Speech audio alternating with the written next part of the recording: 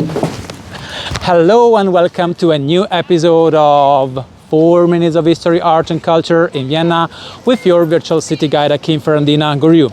If you haven't already subscribed to the channel, please do it now. Leave us some likes and comments, and you can help us by booking some tours or by Patreon. We'll leave you all the information in the description. Right, now we will talk about Maximilian II of Habsburg, again one of these Habsburgs. He lived in the 16th century and became then Emperor of the Holy Roman Empire.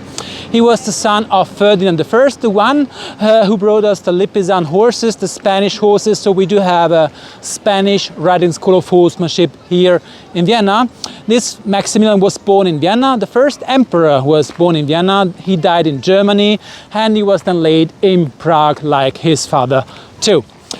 He didn't have a very good relationship to his uncle Charles V, the king of Spain in these times, because this one wanted to let became his son the next emperor of the Holy Roman Empire. About this, Maxim was a bit disappointed, but I can understand Charles, because who wouldn't like to see his son as emperor of the Holy Roman Empire? But the second thing, he convinced him to marry his own cousin. Why that? Because we've had in this time a Spanish and an Austrian line, and to keep all these parts together they used to intermarriage, so cousins to cousins, and the situation was so worse afterwards that, for example, the uncle married his own niece. For this they've had to convince the Pope, of course. With a small gift we can talk about braving, of course.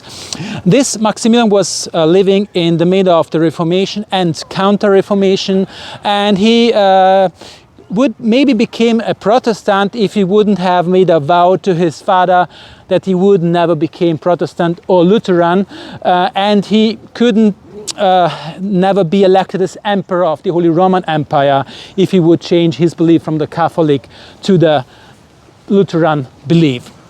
Right, and he was a very interesting person. He lived in the middle of the Renaissance era again, and he was working a lot of musicians, a lot of artists, a lot of other persons for him. One of these, for example, was Giuseppe Arcimboldo. There you see a painting of him. If you want to know more, you can book one of my tours, if you want, in the Kunsthistorisches Museum.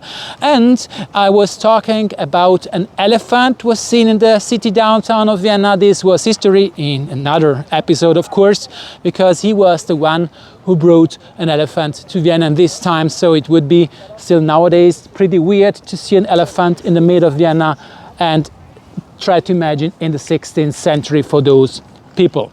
So now the question is, of course, why are we shooting this episode here? Why not in the city downtown? Why not in the Schönbrunn Park? Because this part was bought by him. Here, because here we do have a lot of horse chestnut trees. They are giving us a lot of shade, and he was the one who let plant these trees from Eastern Europe into Vienna. And so we do have this Prater Alley. In Vienna we do have about 22,000 of these trees, and from Vienna the seeds were brought in all the rest of Western Europe. So thank you for watching.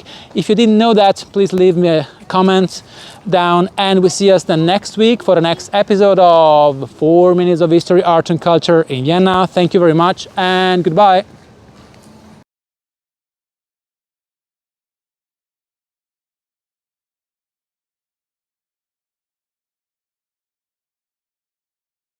Okay, because this Charles the Sixth, the fifth again.